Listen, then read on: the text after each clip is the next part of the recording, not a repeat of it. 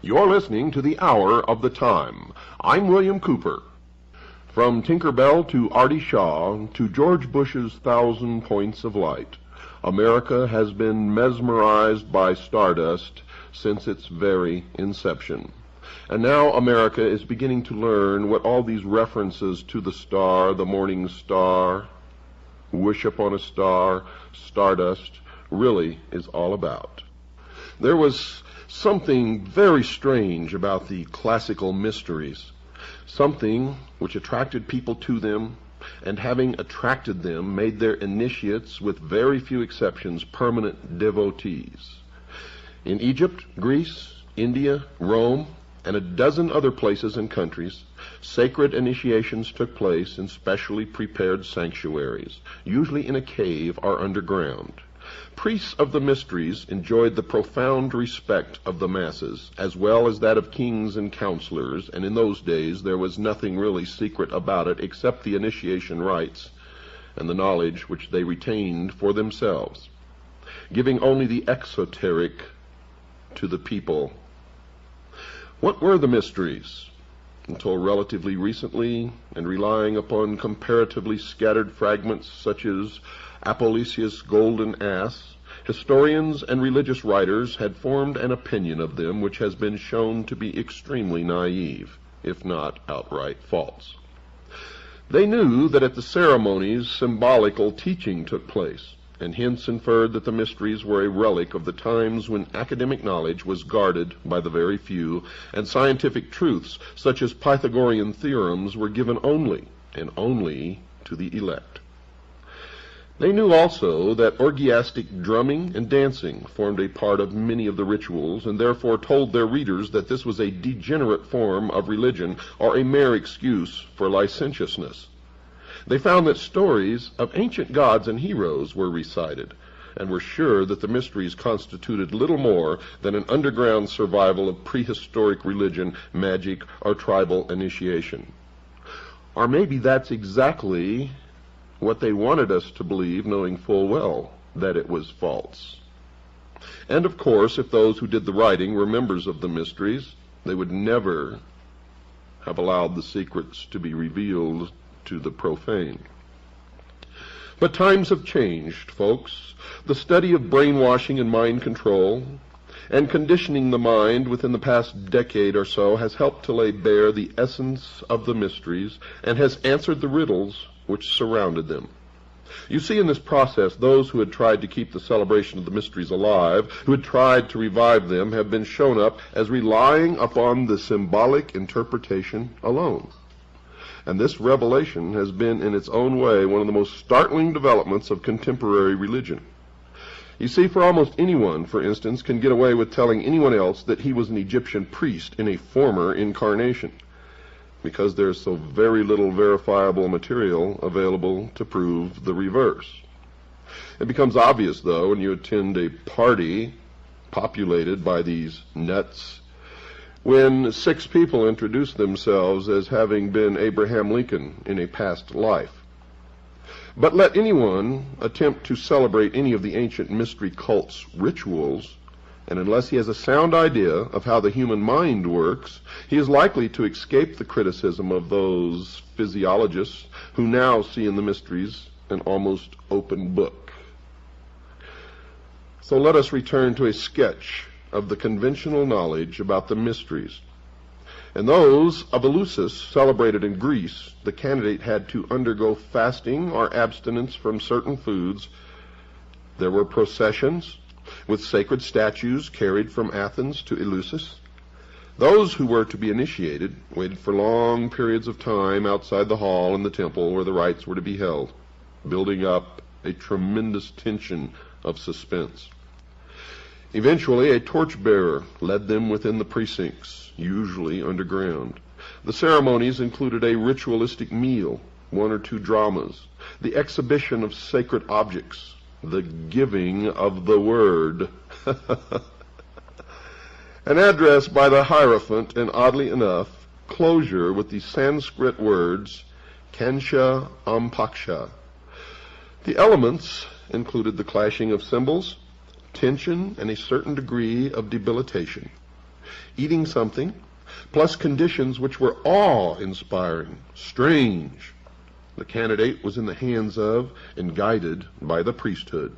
Other factors were drinking a soporific draught, symbolic sentence of death, whirling around a circle.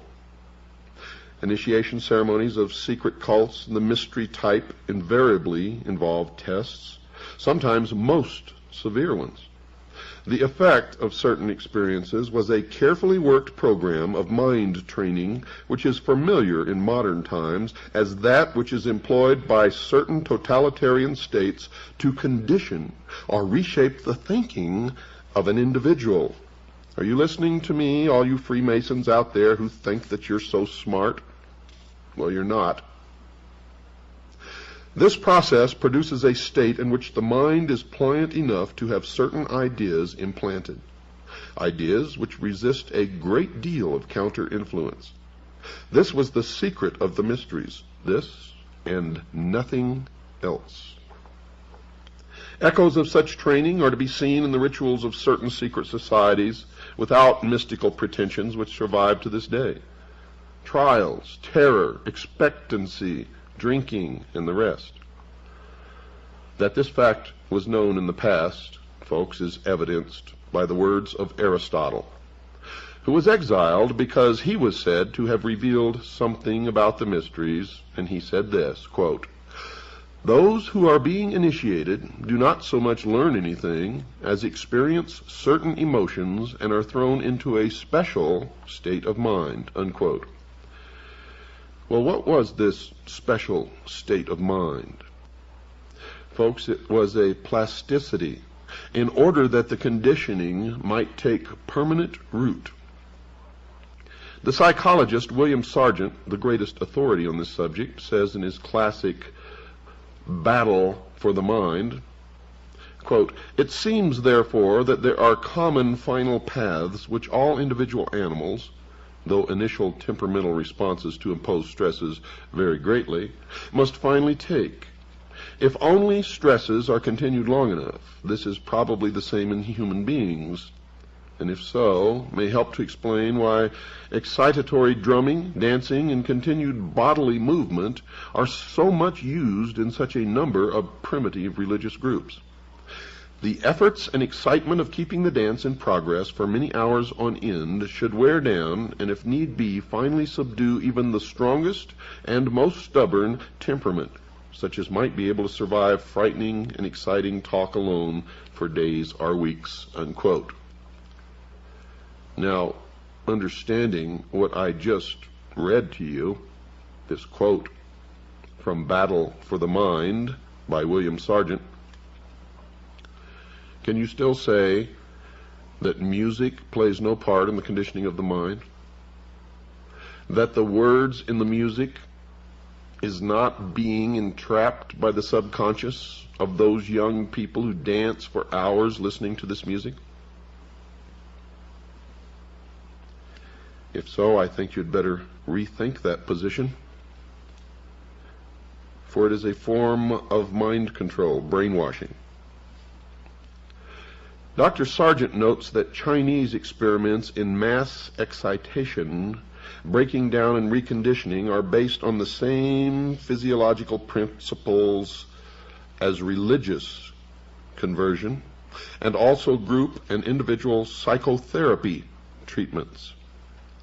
Folks, these include the application of tension, fear, anxiety, conflict, to the point where the subjects are uncertain.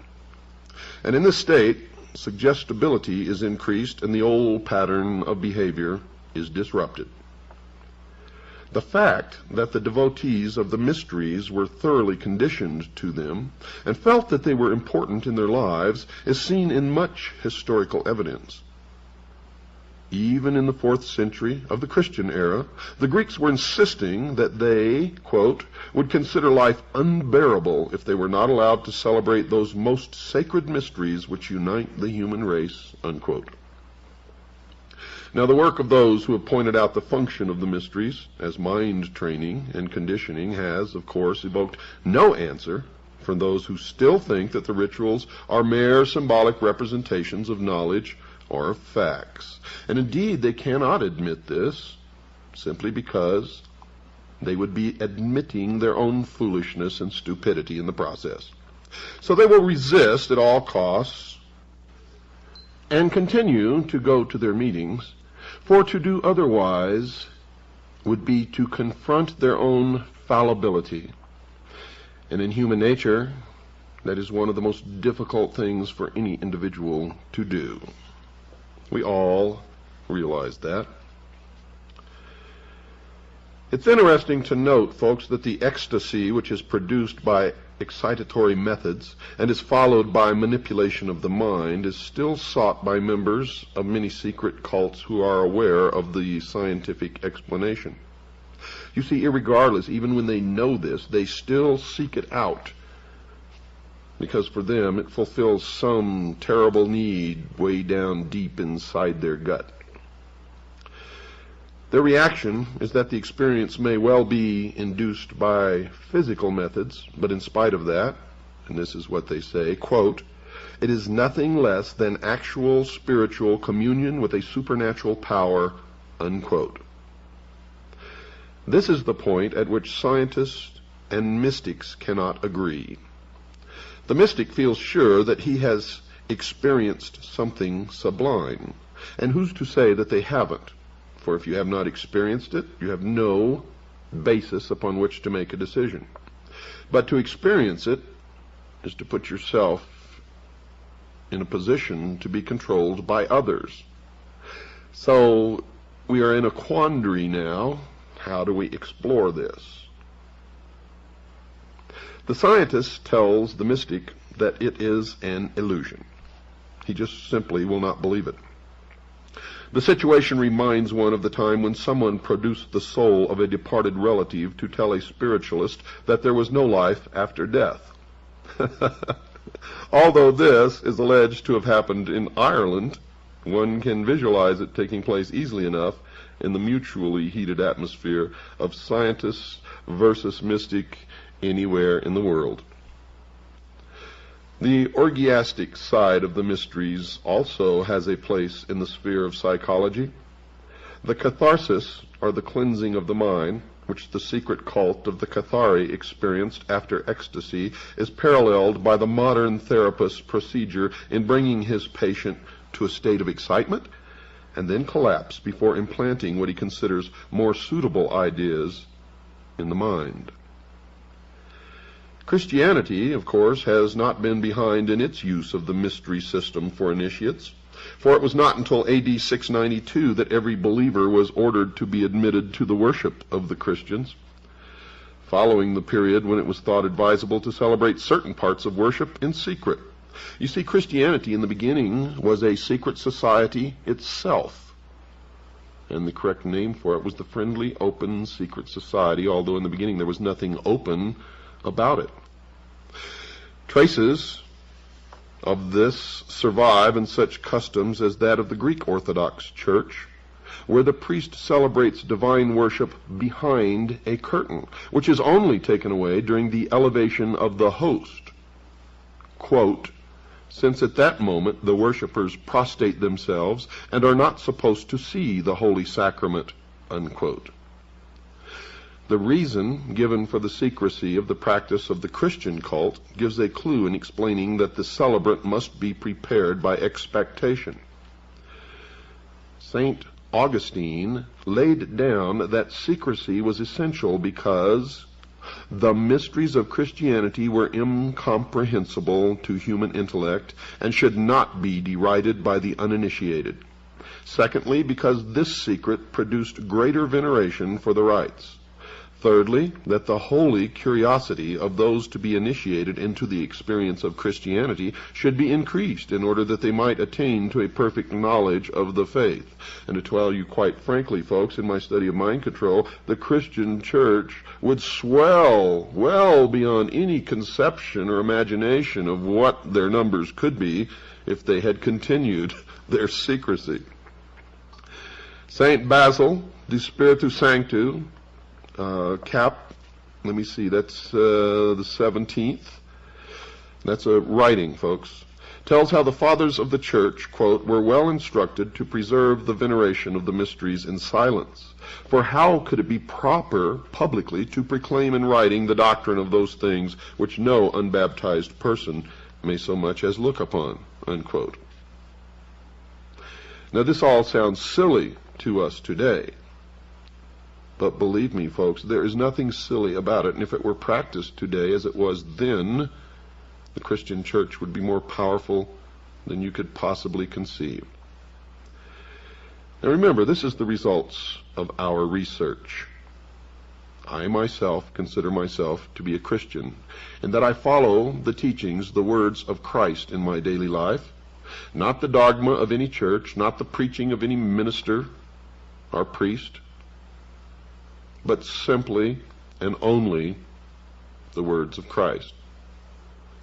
Seated upon the foundation of that which God gave us early in our history, the moral code called the Ten Commandments, as they were originally given to Moses, and not as they were changed by man in the form of the Pope. The origin of mystery ceremonies seems to be India, or at least the place and time when the Brahmin priesthood started its initiations.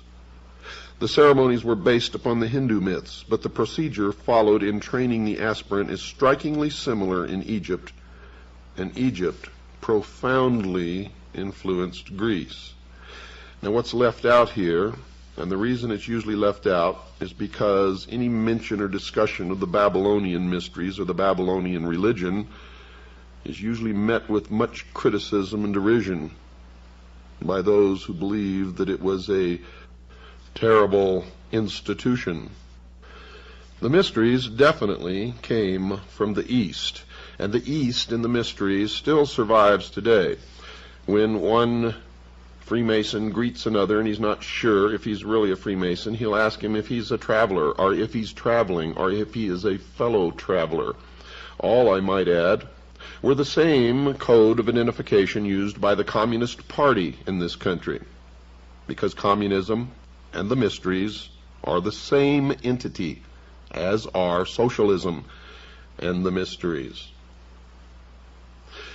When they meet, and this exchange takes place, the one being queried if he is indeed a member of the mystery religion will say, "Yes, I'm a traveler," to which the first, or the inquirer, will respond with, "Where are you going?" or "Where are you traveling? From where to where?" And the answer will be, "From west to east." For the east is the position of the rising sun, where the knowledge comes from. You see, for in our early history, it certainly can be proven to have come from the East. And the sun was the symbol of the intellect. It began by being the symbol of the unseen God of the universe, and slowly transformed into the symbol of the intellect, the light, Osiris, Ra, Lucifer.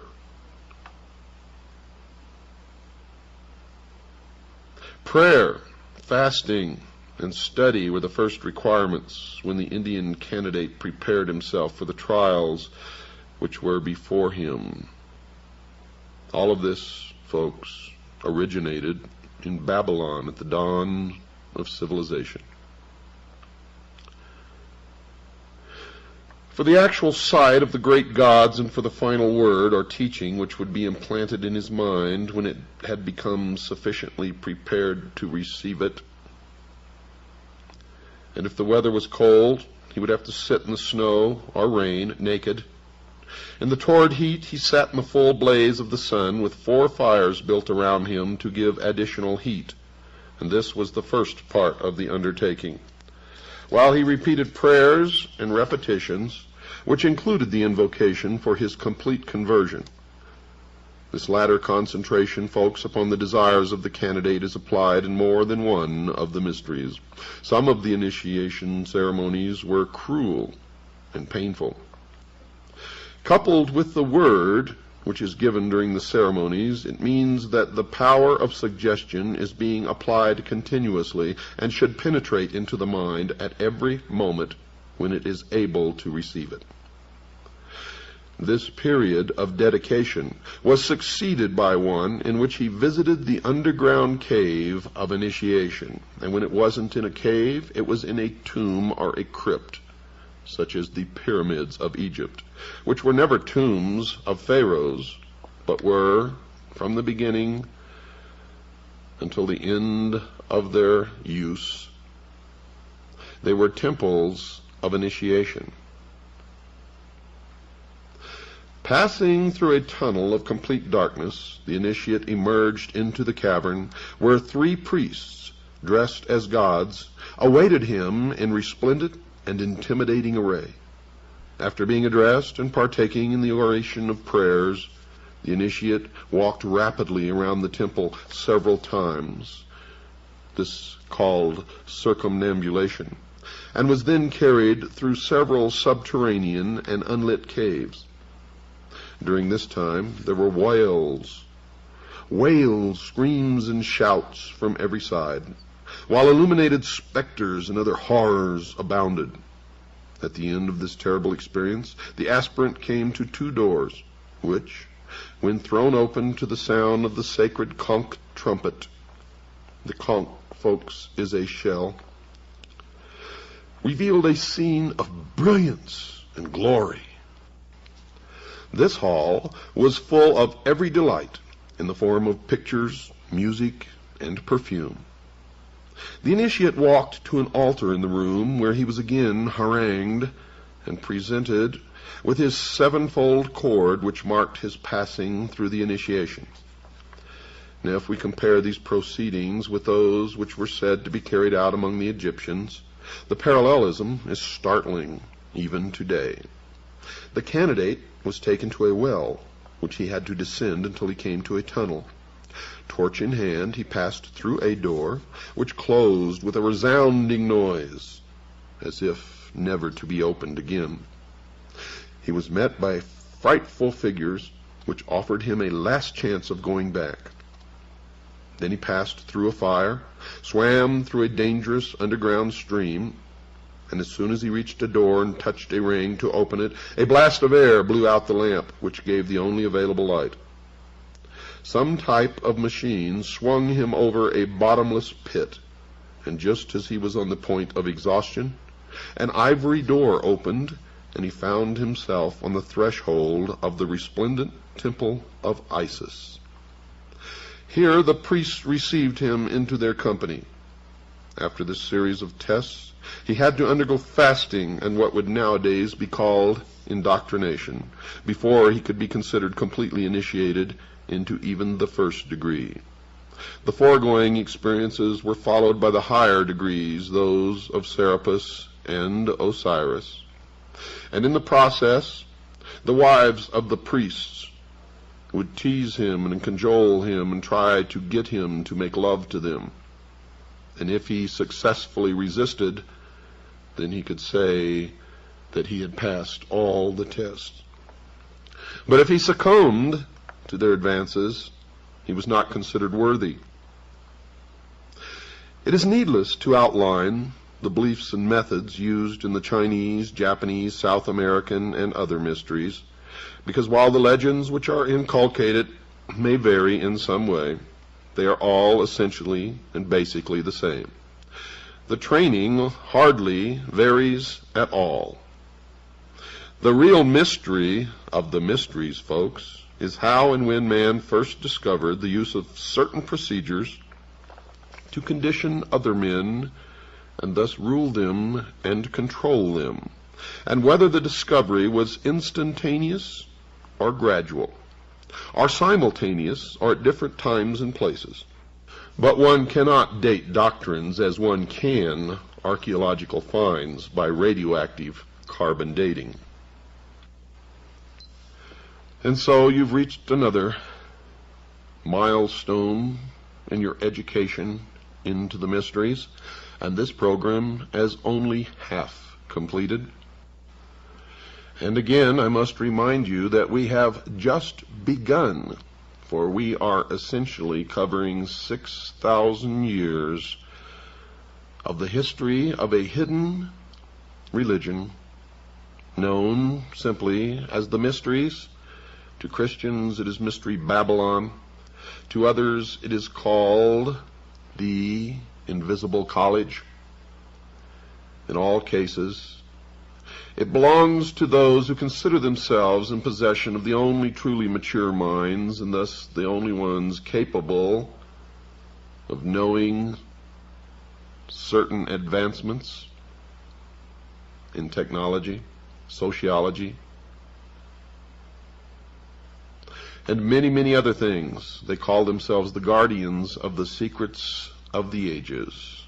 And I can assure you, folks, they are in complete control of all elements of our society, military, and government at this time. So it is essential that you learn these facts about them and their organization so that we can decide our future. Don't go away, folks. We've got to take a short break. I'll be right back right after this pause. The cult of Mithra, the intercessor between man and the Persian divine power Ormuzd, was once an extremely widespread one, for it is the original cult of the sun. From its origins in Persia, the faith spread to Babylonia, Greece, and finally the Roman Empire, where it struggled against Christianity at the latter's inception. Christianity believes that it won with the decline of the material virtues of the Romans, but there are people who worship the solar deity today, and even London has its Mithra temple. Mithra was said to give his worshippers success in this world as well as security and happiness in the next. Sound familiar, Freemasons? He was originally a genie, the worldly representative of the invisible power which ruled the affairs of men. Later, and the cult probably has a history of over 6,000 years, he became thought of by his devotees as being not just one of the 28 genii, but the only one which mattered, and the only one who could cater for the wishes and needs of the people. Thus it was that the ancient Aryan worship of Ahura Mazda, the Supreme Being, was displaced by that of one of his representatives.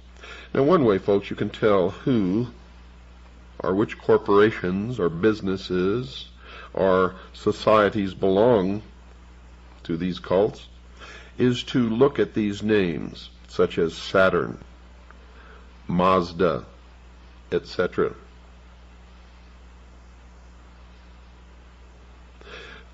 Ahura Mazda, the Supreme Being, was displaced by that of one of his representatives, although archaeological research has produced little to give a clear picture of the rituals and beliefs of the Mithraists. A considerable amount of secret lore still survives in the East, from India to Syria, which gives one a good idea of exactly how the members of the cult thought and just exactly what their magical ceremonies were. 3 ritualistic objects are used by Mithraists: the crown, equivalent to the sun and power of the supernatural kind; the hammer or club, symbolizing creative activity of mankind; and the bull, which stands for nature, virility, increase. By the proper understanding of these objects and just exactly what they represent, Mithraists have it that the ordinary man can transcend his environment, can become great or successful, or can achieve what he wants to do and enters a delightful afterlife. What must he give in exchange? Nothing but worship to the principle which presides over all destiny and control to the priests of the religion. Now let's regress just a moment and let me explain to you why the bull. Throughout the ancient world you see the symbology of the bull. Now you have to remember this history goes back 6,000 years, the first 2,000 of which, looking back, is the Christian era. Now remember, this is the age of Pisces, or the two fish. The 6,000-year period started in antiquity when the sun was in Taurus, or the bull. That is the meaning of Baal, or Baal. The golden calf was the representation of the house of the sun, or the age of the bull, or Taurus. It was really the same old mystery religion, the worship of the unseen God of the universe, represented by the sun, which over the centuries and the millennia has become the worship of the intellect, with the sun the representation of the light, or Lucifer, the one who gave man the gift of intellect. Now after the age of Taurus came the goat, or the ram, and this was symbolized by the symbol of the goat, or the goat of Mendes. For in Mendes there was a temple erected to the worship of the mysteries. And since the sun was in the house of the goat or the ram, the object of the exoteric worship by the masses was the goat. When the sun passed into the house of Pisces, or the two fishes, the Christian era began. We are now on our way out of the age of Pisces into the age of Aquarius.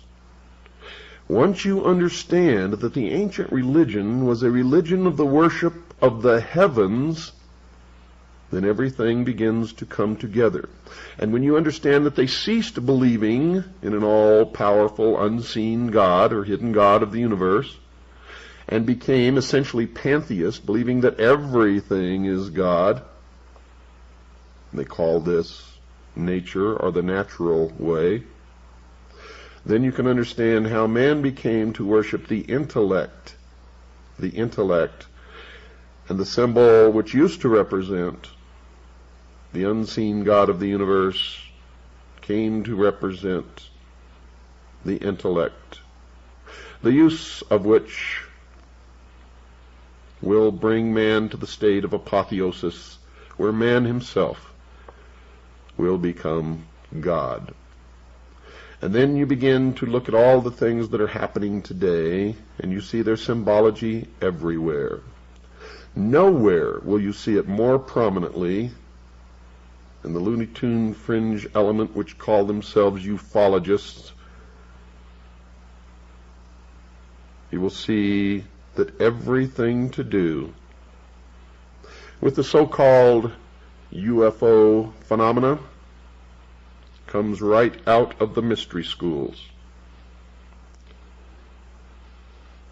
One reason, folks, for the loss of importance of the cult of Mithras, undoubtedly, is the admission was restricted to those who were thought worthy to receive the blessings which would come through the proper beliefs and use of the magical powers presided over by the Mithra priests. Christianity, for instance, was open to a far greater section of the population, even although the Christian mysteries were not accessible everywhere to all until relatively late in our history. At the same time, some of the Mithraeus ceremonials were of such obvious emotional appeal that scholars are agreed that the purely ritualistic side of Christianity owes much to those of the sun god of the Persians, and if you've been listening to this program, you already know that. That Christianity was actually merged with the religion of the worship of the sun into what is now known as the Vatican. The lowest degree of initiation was known as the sacrament and could be administered to anyone. Theoretically, who could be relied upon to keep a secret and who would eventually develop into a regular and devout worshiper. This degree was called that of the crow, and it symbolized, according to present-day Mithraeus, the death of the new member, from which he would arise reborn as a new man, and today the crow is known as the phoenix. This death, or symbolic death, spelt the end of his life as an unbeliever, and canceled his allegiance to former and unaccepted beliefs. The use of the word crow probably derives from the ancient Persian practice of exposing their dead to be eaten by carrion birds, which is still carried on by the Parsi community in India, who follow parts of ancient Iranian religion as supposedly taught by Zoroaster. But if the crow symbolized death, it was also the delegate privileged to take over the human body after death. Of course, this meant that in a sense it was superior to humanity. Thus it was that the members of the cult was superior to the ordinary run of mortals. They believed themselves to be a separate race of man, and still do. The candidate descended 7 steps into the temple, which was an underground one, fashioned in the shape of a cavern, and made to look as much as possible like a natural cave. Initiation tests now took place. The newcomer was pursued by wild beasts, priests in animal skins, demons, and all sorts of terrors. He had to fast for 3 days. In this debilitated, altered, and plastic state, he was given a lecture by a priest on the responsibilities which were now his. Among these were the necessity to call brother only those who had been initiated. In the words of a Freemason today, whose son I happen to know, "If you are not one of us, you are nothing." Those words were spoken to his son when he asked his father why the Freemasons that he knew and his father were persecuting a local businessman and trying to drive him out of business. Now bear in mind that his son was not a Freemason. Let me say those words again for you folks. Quote, "If you are not one of us, you are nothing," unquote. All family ties were severed. Nothing mattered except doing one's job well and carrying out the worship of Mithra. The final ceremony took place amid the clash of cymbals, the beating of drums, and the unveiling of a statue of Mithra himself. This latter showed Mithra as a man carrying a bull by the hind legs. Now the symbolism of this piece of sculpture was explained to him. The bull, in addition to symbolizing fecundity, was representative of animal passion, and it was also the house in which the sun dwelt in the first 2,000 years of the religion. It was through invocations to Mithra that mankind first discovered how to overcome this force and how to discipline himself. Therefore, the secret of religion was partly that the worshipper must restrain himself physically in order to attain power over himself and over others. And this is the mystery of the Sphinx that man has been trying to decipher since man discovered the Sphinx in the modern world. It is simply this, that man is nothing but an animal with a brain, with an intellect. It is to remind us, folks, it is to tell us that no matter what you think or how high you get, you are still nothing but an animal with an intellect. Period. This graphic teaching of the diversion of sexual power into psychic channels shows that the Mithraists followed in essence the pattern of all mystery schools which believed in the production of power through discipline. In this they are clearly distinguished from the more primitive and less important orgiastic schools which merely practiced indiscriminate indulgence, mass immorality, and so on.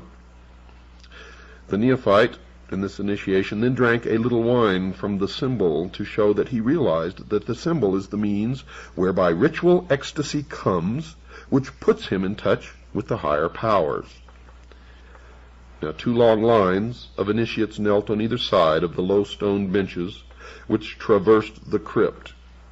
Remember, George Bush was initiated in the crypt or the tomb at Yale University into what is known as the Skull and Bones, the Russell Trust, the Brotherhood of Death. Now, remember, 2 lines of initiates knelt on either side of the low stone benches which traversed the crypt, and as the new member, accompanied by the priest who were initiated him, walked along the central aisle for the eating of the bread, a number of pieces of dried bread were placed on a drum, similar to those which were being softly beaten by one of the priests. The candidate ate one morsel, signifying that he accepted Mithra as the source of his food. This bread, according to their beliefs, had been exposed to the rays of the sun to absorb some of its quality, and thus the worshipper was partaking of the nature of the sun itself in this ritual observance. But it goes deeper than that, folks, because the sun is what enables all life to exist on this planet, being that the planet is at the perfect balance where it is neither too hot nor too cold, and that the planet is tilted upon its axis, creating the seasons which enable food to be grown in the more northern latitudes than if the earth was stable on an axis where only one portion of the globe always was in direct alignment with the sun. Then it would be too hot at the equator. There would be one narrow band in the northern and southern hemisphere where crops could be grown, and it would be too cold in the northern and southern hemispheres. So this ritual observance has scientific fact behind it, in that the bread indeed did come from the sun.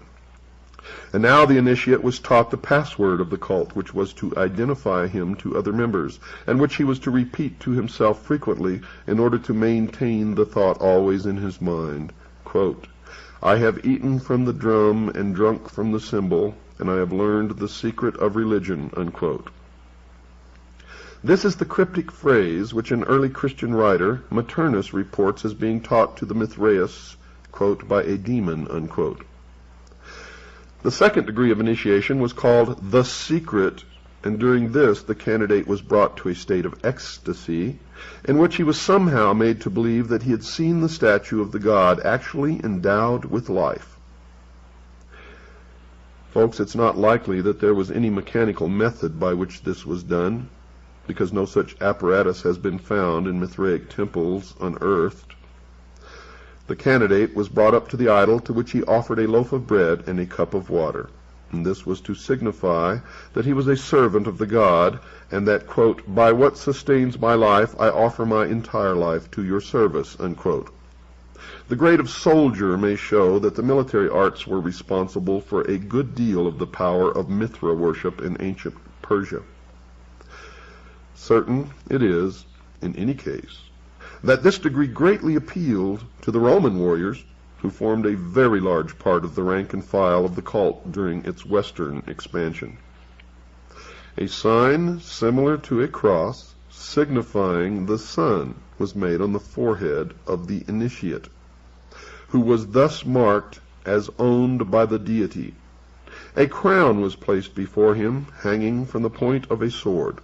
This he took and placed it aside with the words, "Mithra alone is my crown." And this, folks, this takes place in every mystery that there have ever been. Remember when Christ went into the desert for 40 days and 40 nights and was tempted by Satan? Satan offered him the crowns of any or all of the nations of the earth if he would just follow him, and Christ rejected it.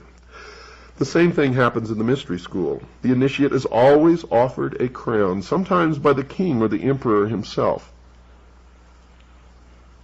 And if he accepts the crown, he is considered unworthy, and being, as it would be interpreted as a threat to the real wearer of the crown, probably would have been executed. He was considered only worthy if he rejected the crown, symbolic of the ruler, the ruling of the nation or people or area. The Persian crown, it should be remembered, from which pattern all present-day crowns are eventually derived, is a golden sun disk with a hole in the center for the head. It is jagged at the edges, representing the sun's rays, just like that worn by the Statue of Liberty. And these projections are turned up to make what is still known in Western heraldry as the Oriental crown. You can also see this representation as the halo in Christian art. Now the candidate has to prove himself in a mock combat with soldiers and animals in a number of caves. When the Emperor Commodus went through this degree of initiation, he actually killed one of the participants, although he was supposed only to make a symbolic slaying. Passed through the soldier degree, the Mithraist was eligible, after a lapse of time, to be promoted to the rank of lion. He was taken again to the cavern, and honey was smeared upon his brow, as opposed to the water which had been used in his acceptance into the earlier degree, his baptism. The degree of lion was taken only by those who had decided to dedicate themselves completely to the cult, and who would henceforth have no truck with the ordinary world. The lion was, then, a sort of priest, but rather more of a monk. He was trained in the rites of the cult and told certain secrets. The degree of lion of Mithras could only be conferred only when the sun was occupying the zodiacal sign of Leo, and that's about July 21st to August 20th, during the Persian month of Asad, the lion. Now, there's a good deal of astrological lore in Mithraism, and also an admixture with Kabbalistic numerology. The Greek branch of the Mithraists, for example, worked out that the numerical equivalent of the name, spelt by them Mithras, was 365, and thus corresponded to the number of days in the solar year. Well, since the deity was the sun, then this is exactly what it should have been. In the purely magical sense, Mithraism has it that both the name of the god and the rank which the individual holds in the cult have magical power. Thus, if a person wants to achieve anything, he has to concentrate upon the word Mithra, while preparing for himself the ceremonial repast and beating alternately a drum and cymbals. That the effect of initiation was to produce someone of upright character is amply evidenced by literature of the Roman times, in which the Mithraists were generally considered to be thoroughly trustworthy and improved people. Even their enemies could reproach their own followers with the vitality of the Mithraist creed. Tertullian, in his De Corona, which is Latin for the crown, which he composed in the 3rd Christian century, upbraids the Christians, inviting their attention to the Mithraists as examples. De Corona actually means the crown of thorns. You, his fellow warriors, should blush when exposed by any soldier of Mithra. When he is enrolled in the cave, he is offered the crown which he spurns, and he takes his oath upon this moment, and is to be believed. Through the fidelity of his servants, the devil puts us to shame, he said. Now, there were 7 degrees of initiation in all, although there are some branches of the ecstatic side of the lore, which include certain others, making the total 12. After lion came the Persian, then the runner of the sun, then father, and finally father of fathers. The 12th degree, it is said, is king of kings, and where have we heard that before?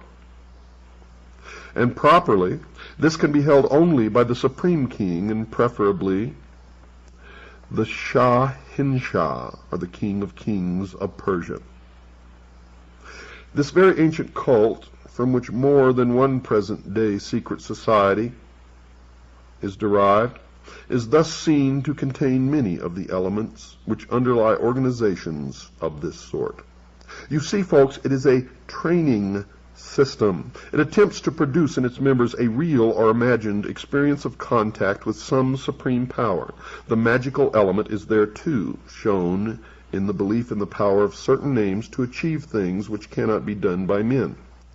Mithraism was not an anti-social society in the sense that it did not conflict in its aims with the objectives of the countries in which it flourished, and hence it did not threaten the established order. It was tolerant of other creeds, just like Freemasonry is now. You can belong to any religion and join at the lowest level, but I guarantee you when you reach the highest, you will belong to only one religion. The tolerance of other creeds meant that it did not attempt to supplant them. Its greatest festival, the birth of the sun, on the 25th of December, became Christianized, and it is claimed by those who still believe in its mysteries and celebrate them that Christianity did not so much supplant Mithraism as absorb it, accepting some of its externals and diverting them to its own use, and that is exactly what has happened. Perhaps, incongruously, a present-day follower of Mithra in England recently likened this phenomenon to the eclipse of the Liberal Party. Quote, "Because the two other parties have taken over its objectives and widened the basis, only the actual initiates of Mithra know what has been lost in the process." Unquote. So the young man in the Phrygian bonnet, sometimes seen as the conqueror of the bull, or even as a man with a lion's head, still has his devotees. And folks, the sun still shines. So what has all this got to do with stars and stardust? Many people believe that Venus is the morning star. In the ancient days, they say that it was Sirius that rose just before the sun with a red cast to it and then turned a brilliant white as it rose up into the heavens. Well, folks, if you really think about it, the sun is the morning star. Good night, and God bless each and every one of you.